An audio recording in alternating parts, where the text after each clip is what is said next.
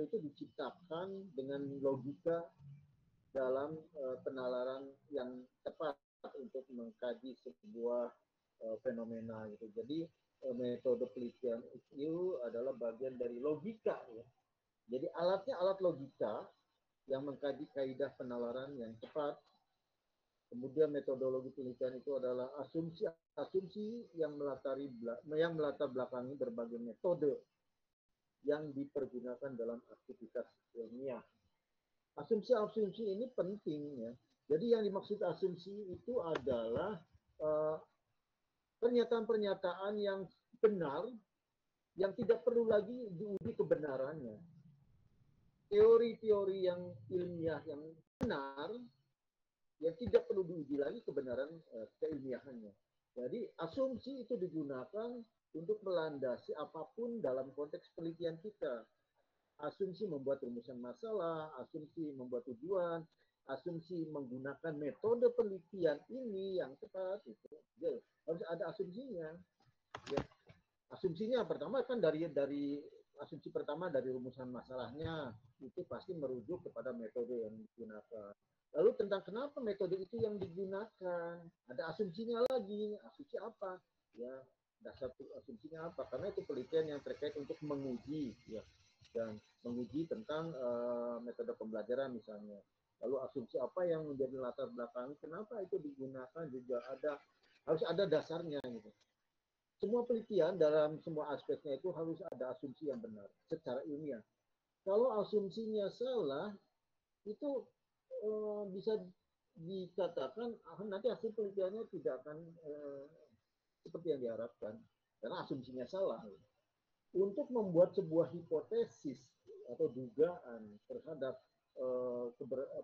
penelitian, hipotesis itu kan jawaban sementara atau dugaan sementara, dan itu sudah kita siapkan jawaban sementaranya, bahwa hasil penelitiannya itu bahkan akan seperti yang kita jawab sementara itu, bahwa hasil penelitian ini setelah dikumpulkan data dan dianalisis datanya, diproses secara statis, dianalisis secara statistik, dan kemudian diinterpretasikan sampai kesimpulan tertentu, hasilnya itu ya sesuai dengan hipotesis yang kita ajukan. Kesesuaian dengan hipotesis itu sangat bergantung kepada asumsi yang digunakannya. Jadi asumsi itu berupa teori-teori ilmiah yang melandasi dan mendukung hipotesis tadi. Kalau hipotesis tadi berdasarkan asumsi dan teori ilmiah yang sudah tidak perlu lagi dibuktikan kebenarannya sudah benar, sebetulnya hipotesis itu sudah ilmiah, sudah benar secara ilmiah, tetapi benar secara ilmiah dan secara teoritis. Karena apa? Karena belum dibuktikan dengan data kan. Tetapi sebetulnya secara teoritis itu sudah 80% sudah benar. Tinggal kita kumpulkan data, ya, data karena ini kan penelitian empiris yang harus berbasis data, harus berdasarkan objeknya, maka harus dikumpulkan dulu data-data yang relevan, yang sahih, dan jika ternyata setelah dianalisis data tadi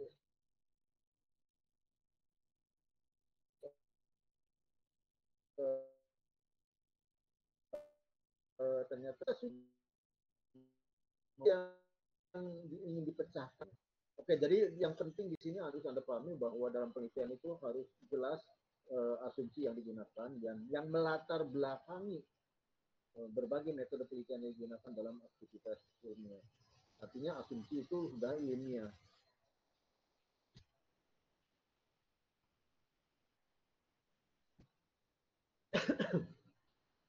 Yang ingin saya tekankan di sini bahwa manusia itu terdiri atas dua substansi, yaitu reskogitans.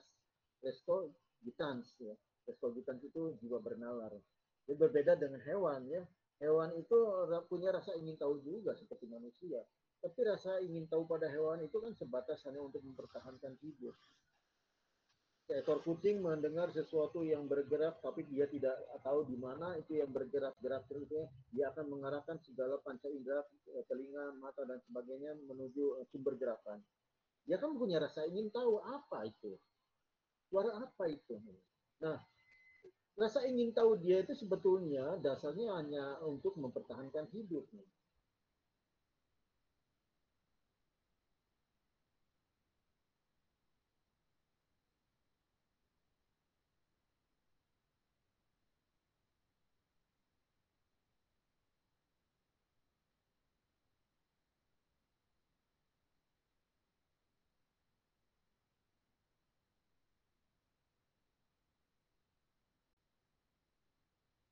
Jika sesuatu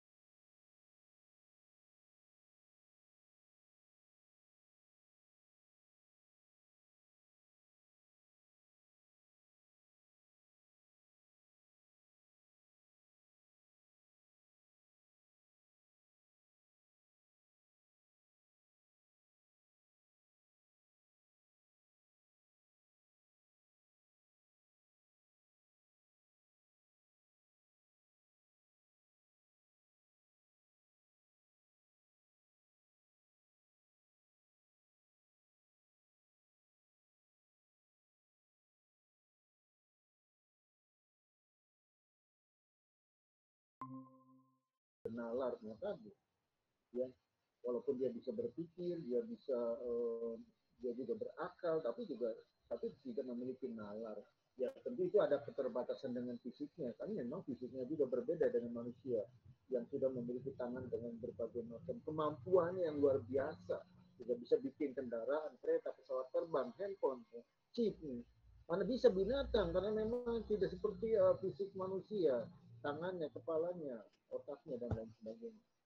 Dan itulah dua apa ya kelebihan manusia karena adanya res cogitans di samping res extensa yang sifatnya lebih kepada pengembangan kebugaran jasmani.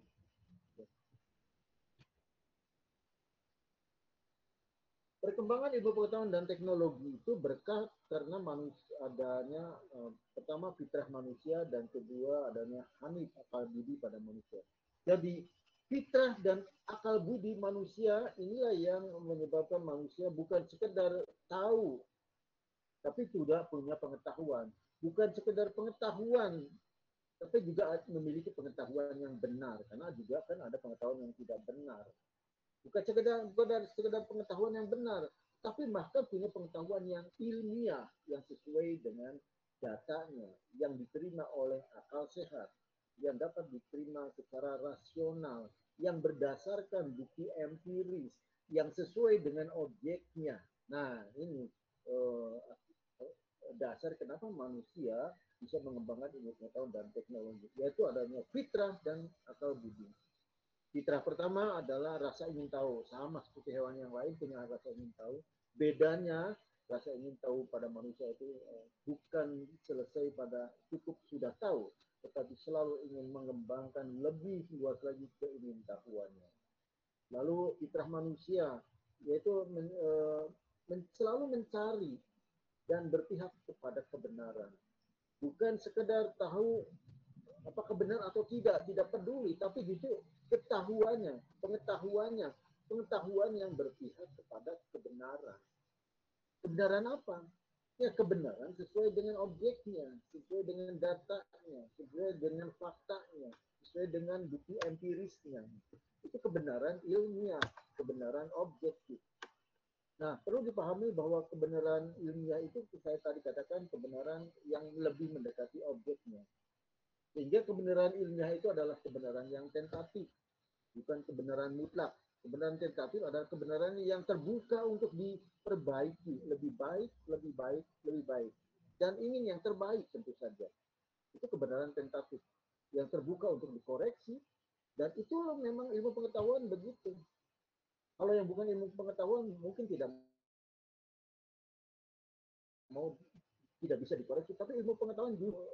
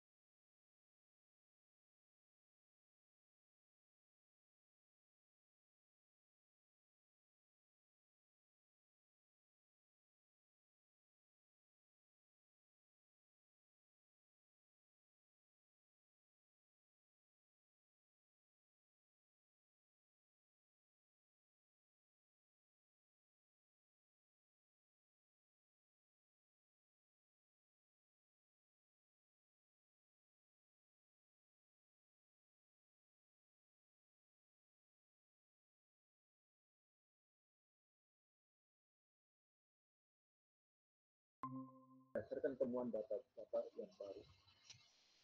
Berikutnya manusia itu kan selain fitrah yang tadi saya sebutkan, juga manusia kan memiliki akal budi. Ya, tidak ada pada hewan. Akalnya ada pada hewan, tapi budi itu ada pada manusia. Oleh karena itu Nabi diturunkan ke muka bumi itu sebetulnya kan untuk menyempurnakan akhlak. Karena pada dasar sudah punya budi, sudah punya rasa, empati, sudah ada rasa sosial, sudah ada rasa baik dan tidak baik. Ya, sudah dilengkapi dengan akal budi. Maka dengan adanya Rasulullah yang diakui oleh Nabi Muhammad sendiri adalah diutus oleh Allah itu untuk menyempurnakan akhlak, yaitu untuk menyempurnakan seluruh aspek yang terkait dengan akal budi ini. Dan akal budi ini digunakan untuk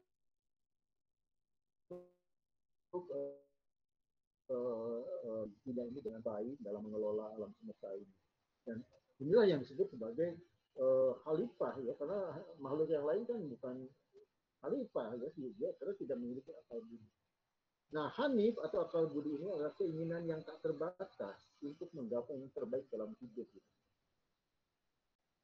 Itu dalam konteks positif ya, ada juga keinginan yang tak terbatas untuk berbuat jahat ada. Karena manusia itu memang ada dua sisi, positif dan negatif, jahat dan baik gitu ya. Tapi itu terkait dengan budi, berarti budinya buruk gitu. Kalau yang positif berarti budinya baik. Jadi budi, akal budi dengan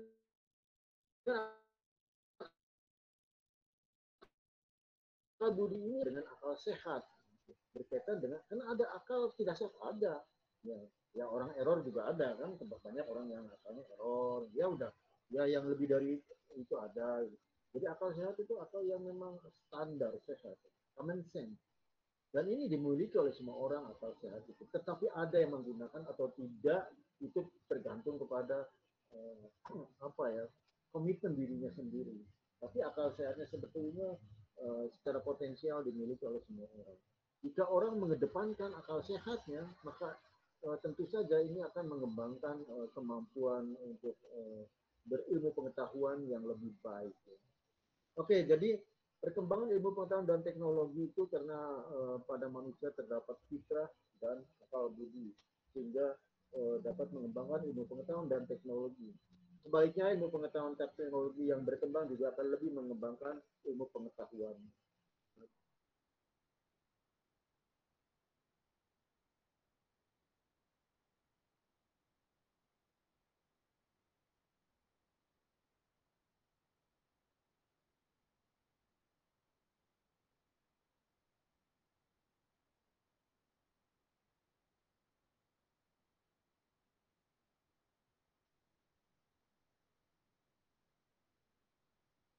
dan seterusnya. Ya, objektif lagi, terus menerus sampai mendekati yang paling objektif. Ketika mungkin saja kebenaran paling objektif itu oleh manusia bisa sampai ke betul-betul objektif, ya itu sudah sejalan dengan kebenaran mutlak. Ya. Tapi manusia seringkali sulit untuk sampai pada kebenaran yang 100% objektif. Setidaknya mendekati objektivitas. Ya. Cara menemukan kebenaran ada dua, yaitu secara ilmiah. Ya, secara ilmiah berarti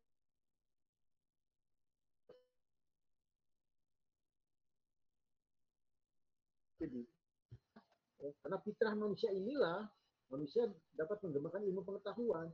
Jadi sikap ilmiah atau ilmu pengetahuan itu adalah produk dari budidaya manusia, produk dari kemampuan budidaya dan pikiran manusia untuk memahami, menggali data, memahami, mengeksplorasi dan menafsirkan tentang fenomena alam berdasar kemampuan ilmiah manusia. Maka pengetahuan yang diperoleh secara ilmiah ini bersifat sistematis. Kontrol penelitian harus diteliti juga oleh peneliti yang lain. Ajak artinya kebenaran teori itu tidak betul-betul ajak kuat karena memang didukung oleh data. Sejauh belum ada data lain yang berkontradiksi. Objektif jelas harus sesuai dengan objektifnya karena tujuan ilmu pengetahuan adalah untuk membuktikan kebenaran objektif, ya bukan kebenaran subjektif menurut orang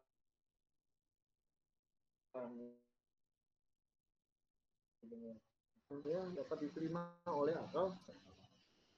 Itu cara menemukan kebenaran secara ilmiah.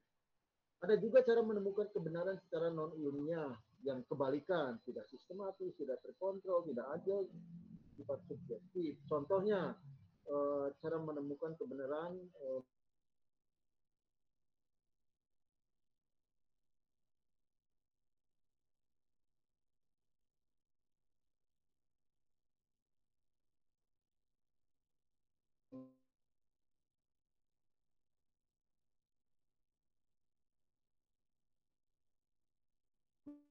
melalui membuat aturan yang dapat memaksa semua masyarakat untuk mengikuti aturan tersebut.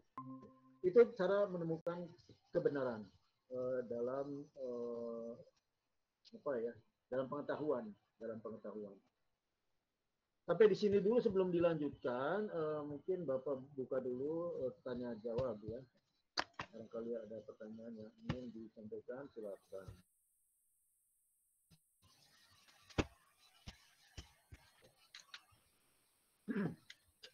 Oke, supaya tidak monoton, Bapak satu arah.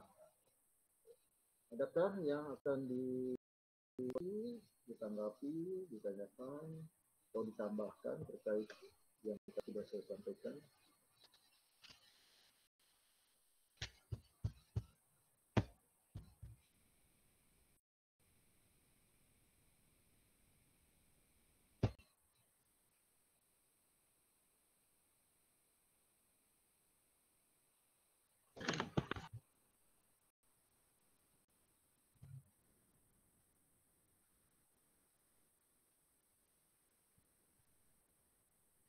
Bismillah, izin bertanya Bapak. Enggak? Silakan. Baik. Tiara Bapak.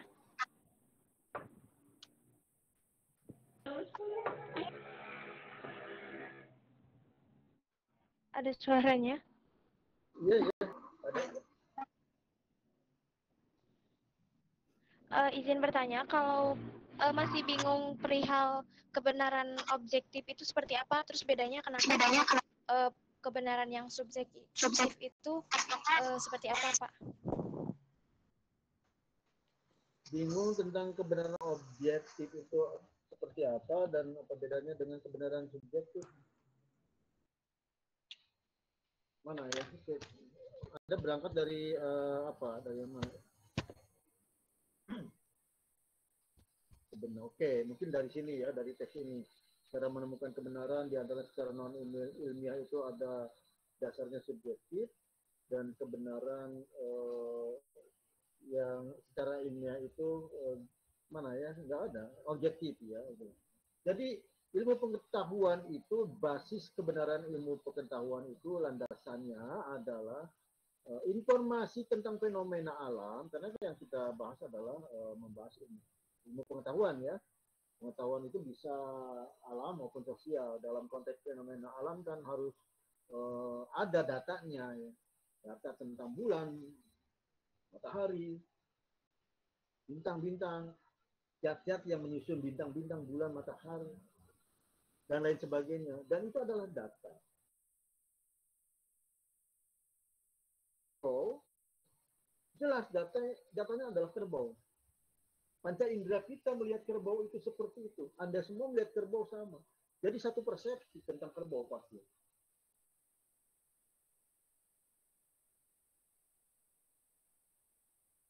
Ya, berarti objeknya kerbau. Apakah pemahaman saya, Anda dan Anda semua pasti sama? Karena Anda sudah melihat kerbau itu seperti itu. Ya, berarti itu objektif. Informasi yang kita peroleh itu objektif berdasarkan data. Tapi jika ada orang lain yang mengatakan kerbau itu, lalu dia bercerita adalah hewan yang berkaki 4, oke, sama. Berekor, oke, sama. Ada, oke, mungkin sama. Loncat-loncat di pohon, nah udah beda lagi. Ya. Jadi dari sisi objektivitas nggak sama gitu. Dan kalau yang objektif itu pasti semua orang akan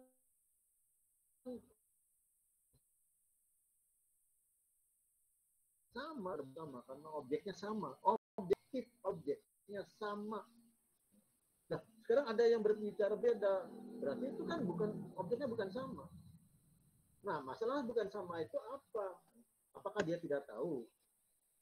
Atau penglihatannya dia, atau mungkin informasi yang tidak sama tentang kerbau. Nah, kalau seperti yang terjadi ketika semua yang lain menyatakan kerbau itu kita semua tahu ada tanduknya, hewan berkaki 4, berekor, dengan badan besar, bertanduk, dan lain, makan rumput, ciri-cirinya semuanya sama. Berarti subjektif itu yang satu orang mengatakan hewan berkaki 4, berekor, berbulu, loncat-loncat dari satu pohon ke pohon yang lain. Nah, ini berarti subjektif dia. Tidak sesuai dengan objeknya tentang kerbau. Berarti orang tadi yang mengatakan hewan yang loncat-loncat itu subjektif. Tidak sesuai dengan objeknya. Kebenaran, objektif adalah kebenaran yang sesuai dengan objeknya. Kebenaran yang memang sesuai dengan objeknya. Lalu Anda tadi mengatakan apa yang dimaksud dengan kebenaran subjektif? Tidak ada istilah kebenaran subjektif. Kebenaran ilmu pengetahuan itu adalah kebenaran objektif. Artinya informasi tentang apapun, pengetahuan tentang apapun yang sesuai dengan objektif itu adalah kebenaran yang sesuai dengan objeknya, artinya objektif. Kalau dia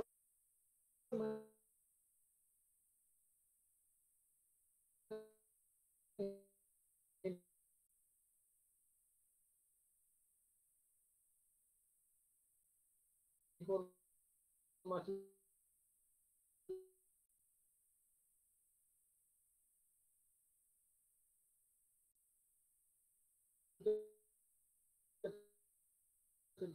sesuai kebenaran yang secara non ilmiah dalam arti tidak sistematis, tidak terkontrol, tidak ajak ya. Kalau yang ilmiah kan harus ajak teori berdasarkan datanya sesuai dengan data subjektif. Ya, sejauh itu bukan ilmiah, boleh kita disebut benar. Tetapi benarnya bukan benar ilmiah. Tapi bukan dalam konteks yang tadi.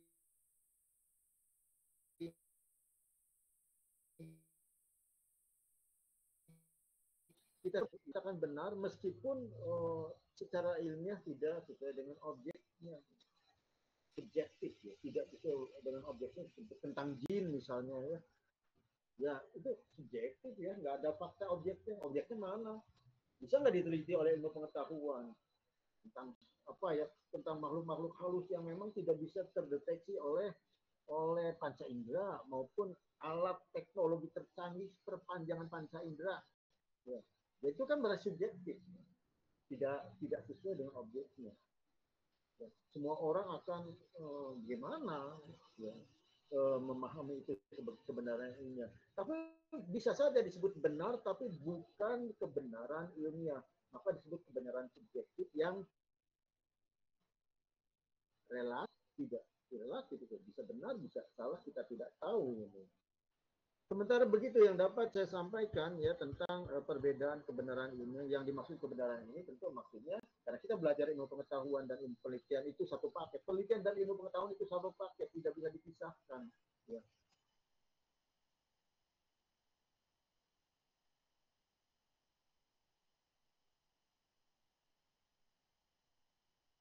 Maka yang lain bukan objektif tapi dalam konteks subjektif.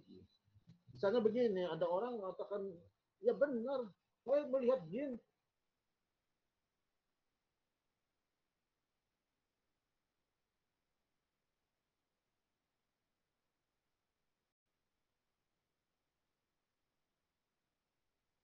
Seperti secara objektif karena kalau objek itu semua orang akan berinterpretasi yang sama di seluruh dunia.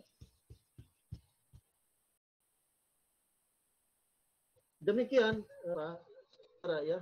Apakah belum puas jawaban? Ada mau menanggapi lagi? Izin bertanya Bapak. Ya.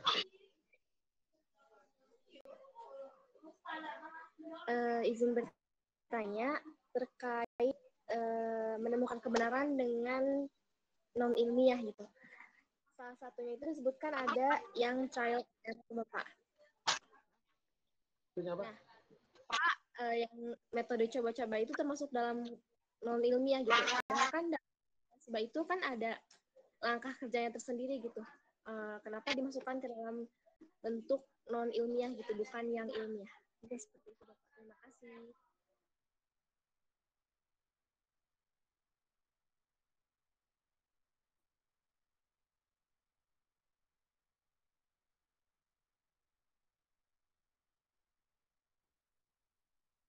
Coba dan gagal.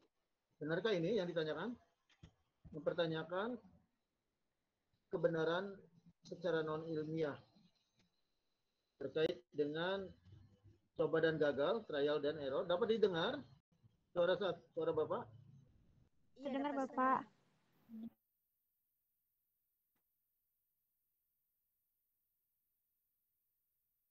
Terdengar Bapak. Saya minta penegasan tentang trial and error. Oke. Jadi begini, kalau ilmu pengetahuan itu yang serius dan sengaja direncanakan, sengaja didesain rancangan dan metode penelitiannya, sengaja disusun perencanaannya, prosesnya, langkah-langkah kerjanya, analisis datanya, teknik-teknik mengambil menganalisis data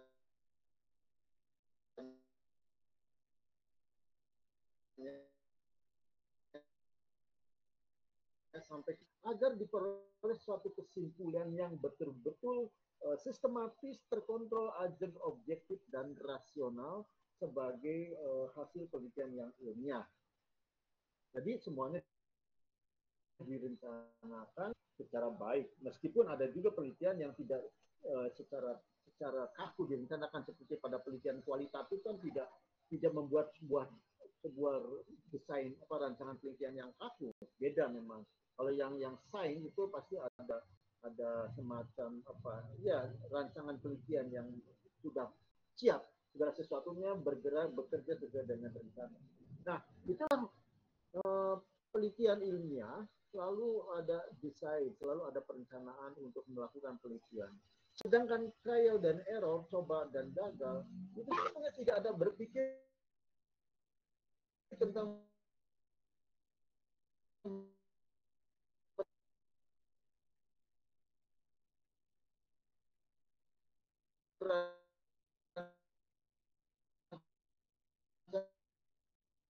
tidak ada. dan Anda kata tidak ada itu, tidak ada proses ilmiah. Yang ada adalah tiba-tiba terpikir dia mencoba, ternyata gagal, mencoba, ternyata gagal, mencoba, oh mungkin, oh dan ternyata ada sesuatu yang bisa dipetik informasi dari coba gagal, lalu dia tiba-tiba mendapatkan dalam tanda petik pengetahuan. Ya, seperti itu pada manusia banyak dalam di luar konteks ini ya, dalam masyarakat keseharian banyak coba gagal, akhirnya itu dia tahu bahwa gagal dia memperoleh pengetahuan. Tapi itu kan kebetulan itu bersifat dapat dibuktikan di tempat yang lain belum tentu ya, karena tidak didesain dengan desain penelitian yang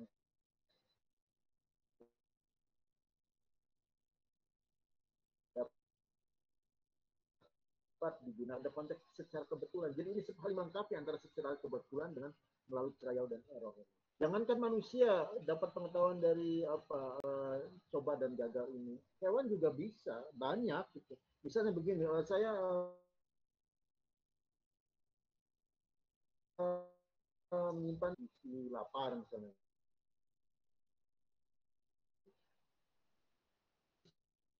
Kandang pisang ya.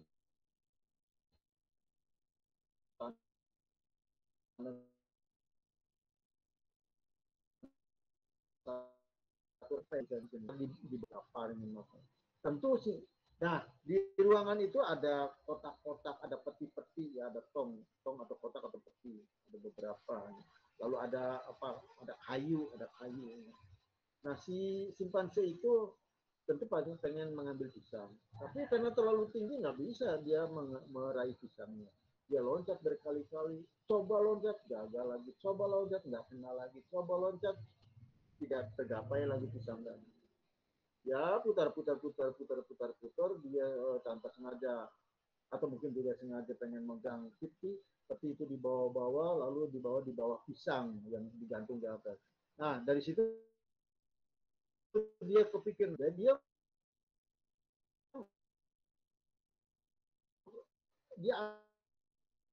tidak kena loncat pun tidak kena.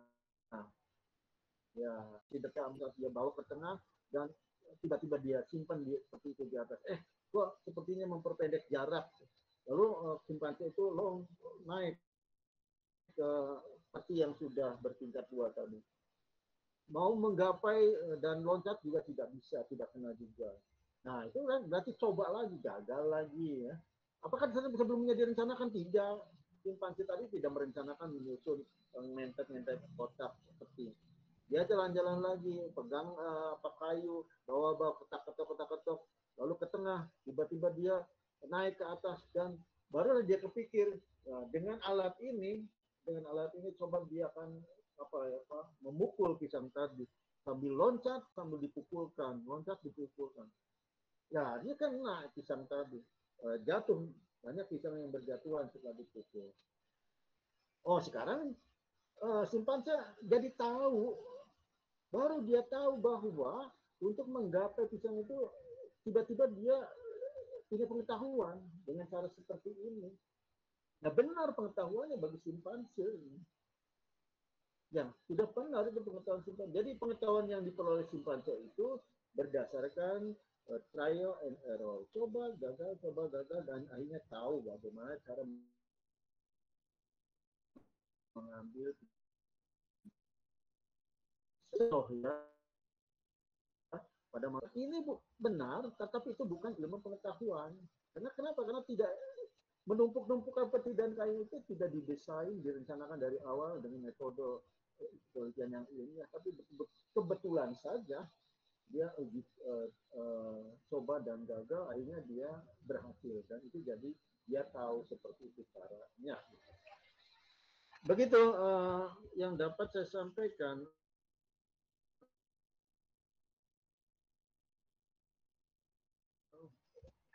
Apakah dapat dipahami?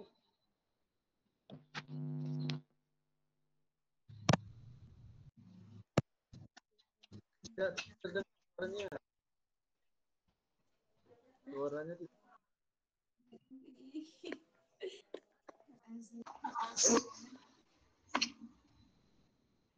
Rupanya sinyal buruk nih, kurang apa? Kasih kurang lancar. Apakah suara Bapak masih dapat Dapat terdengar Bapak. sayup-sayup ya?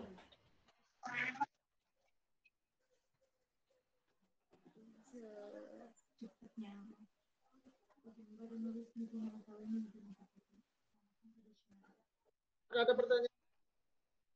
Cukup? Kenapa tidak mempertanyakan wahyu?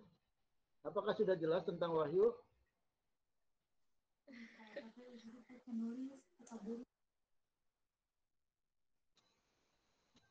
Apakah sudah jelas tentang wahyu sebagai kebenaran non ilmiah? Sebenarnya kurang paham sih Pak.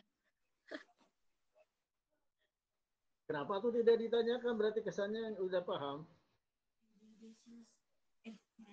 Coba aja dari jelaskan ya oleh Anda aja. Kenapa wahyu bukan pengetahuan ilmiah? Dan kebenarannya bukan kebenaran ilmiah. Kebenaran secara non ilmiah. Artinya wahyu adalah bukan ilmu pengetahuan. Kan seperti itu. Silakan Anda jelaskan siapa yang bisa menjelaskan. Izin berpendapat Bapak. Enggak. Karena kalau wahyu itu tidak hanya diterima secara akal, tapi secara rohani gitu Pak. Seperti itu. Tidak bisa dijelaskan secara apa ya? Secara akal, tapi masuk akal juga sih.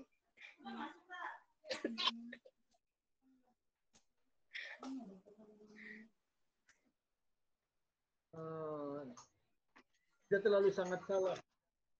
Salah tapi tidak tepat. Ya. Oke, silakan yang lain yang dapat menjelaskan mengapa wahyu itu bukan pengetahuan ilmu. Oke, silakan teman-temannya yang dapat menjelaskan.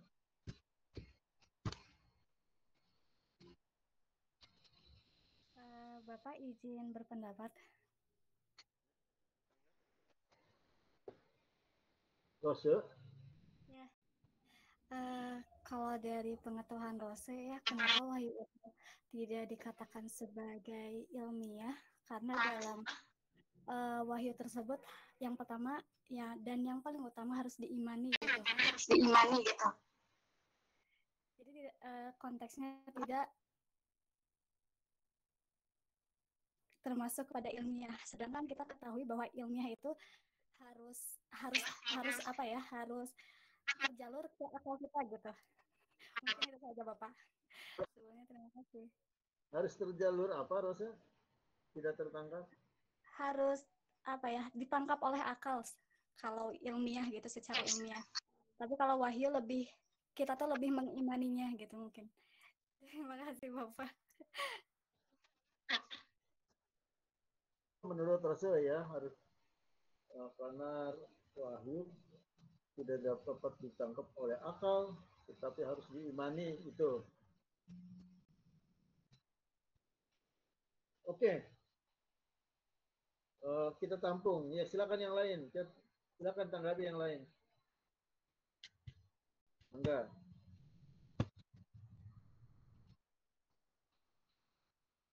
Artinya kan wahyu itu bukan pengetahuan ilmiah kan begitu, secara non ilmiah, bukan dengan cara ilmiah. Pengetahuan ilmiah, sepakat ya bahwa wahyu bukan ilmu pengetahuan ilmiah. Dan jika sepakat bagaimana, jika tidak sepakat jelaskan.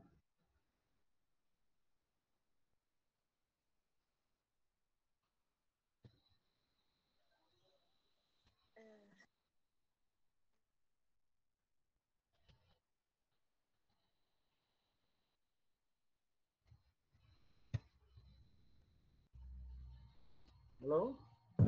Izin pendapat Bapak. Mangga, silakan ulang.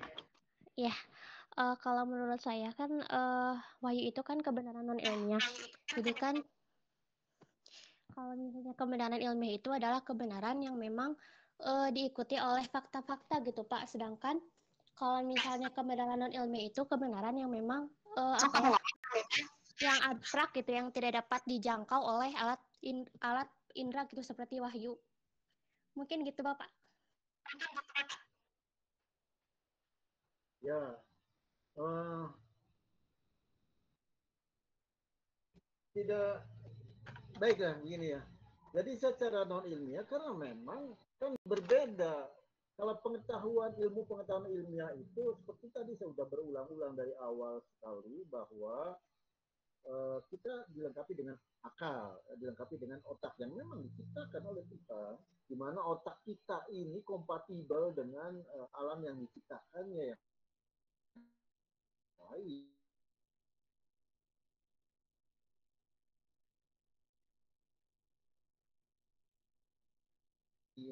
Alam semesta. Dan untuk memahami tentang ciptaannya, kita menggunakan segala daya dan yang kita miliki dengan menggunakan akal pikiran kita sendiri, menggunakan nalar berpikir secara ilmiah dengan pola pikir ilmiah, menggunakan teknologi, alat dan sebagainya berdasarkan data yang dapat diamati, yang dapat diperiksa, yang dapat diindrawi, dicandra oleh panca indera manusia. Semuanya berbasis kepada kemampuan manusia itu sendiri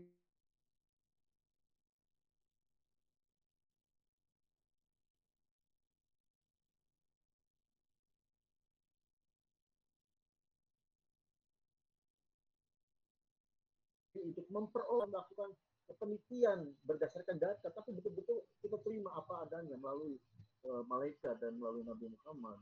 Jadi karena perbedaan cara menemukan kebenaran yang berbeda, ya tadi maka wahyu adalah kelompok informasi yang tidak termasuk ke dalam konteks ilmu pengetahuan ilmiah. Karena ilmu pengetahuan ilmiah itu berdasarkan data yang kita amati sendiri, yang dapat diinterpretasikan tentang makna dari data tadi berdasarkan kemampuan manusia untuk memahaminya. Sedangkan wahyu tidak berdasarkan data yang kita ambil, yang kita eksplorasi, yang kita teliti sendiri. Tapi semata-mata kita terima apa adanya. Tapi itu benar. Dan kebenarannya pada konteks yang berbeda. Kalau kebenaran ilmiah, kita bisa berulang-ulang. Kebenaran ilmiah itu kebenaran objektif.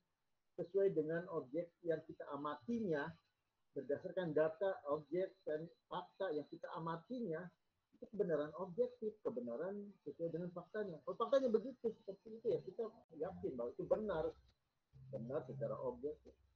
Sedangkan wahyu kan kita terima tanpa melakukan upaya kita, tanpa campur tangan kita untuk mengamati data-data itu, tidak mengamati objek secara ilmiah, tidak melakukan riset.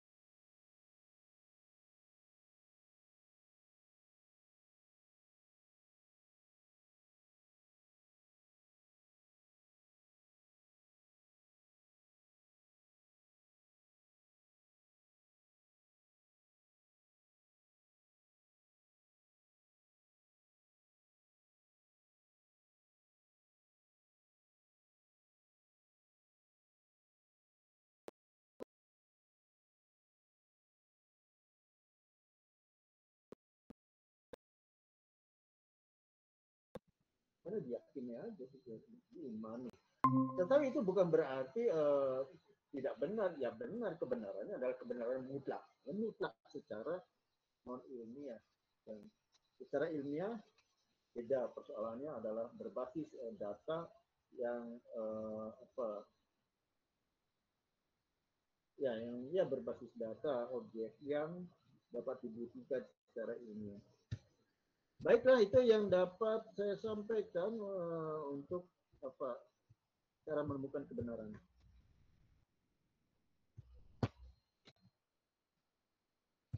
Ini ada.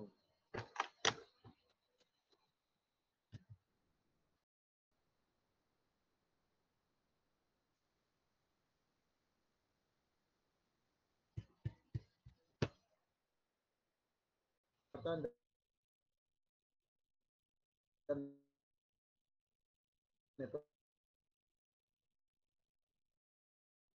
pendekatan penelitian dan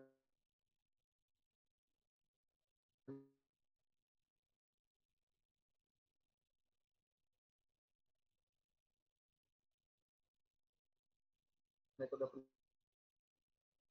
penelitian secara umum saya sampaikan mengenai pendekatan ini.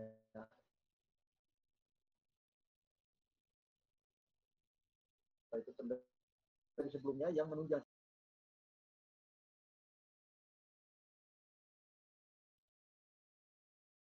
Saya katakan dalam penelitian itu harus ada asumsi-asumsi. Nah, asumsi penelitian ini tentu saja buat teori itu tidak perlu dibuktikan lagi kebenarannya karena memang sebelumnya